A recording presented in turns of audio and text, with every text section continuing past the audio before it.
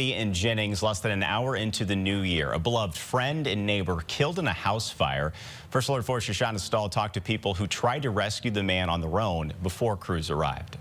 It's heartbreaking. It really is. Neighbor Lisa Wilkins says just before 1 a.m., she heard her next-door neighbor yelling fire. As she looked outside, she saw the house 2 doors down, where she says everyone knew the older man as Mr. BJ lived, filled with smoke. That's when neighbors stepped in to try to help. It was an extraordinary effort, and unfortunately, it didn't turn out the way we would have liked it to. You could see burnt out, busted out windows behind me at this home in Jennings, but take a look down here on the lawn. You could see this hose here where neighbors tell me they pulled out the hose from their home, trying to put out the fire themselves before crews were able to get here early Wednesday morning. We just tried to get the fire out, at least to try to calm it down a little bit. Next door neighbor Terrence Lee says he was one of about 11 people working to try to get Mr. BJ out of the house before firefighters arrived. It was way too smoky for anybody to go in there. If you ain't had like the right equipment to go in there,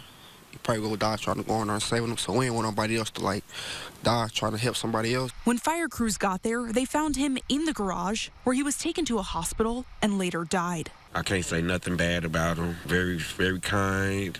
Wilkins says her neighbor, Mr. BJ, was a kind and friendly man. One year we bought our son a car for Christmas, and we got it in November. So we needed somewhere to park it. And Mr. BJ had extra space in his driveway. So we asked Mr. BJ, would it be okay if we parked it there? He said, oh, yeah, sure, absolutely. You know, that was the type of neighbor he was. Neighbors devastated by the loss. He was always saying, hey, neighbor. Saying Mr. BJ was a staple in the community, living in that house for decades. We actually a family over here. We all been over here for 10 plus, so we just try to take care of each other. We lost a really good neighbor. We did. And it's sad. And we grieve with Mr. BJ's family. Fire crews saying it was a bedroom fire, but the cause is still unknown. St. Louis County Police are continuing to investigate. In Jennings, Shoshana Stahl, First Alert 4.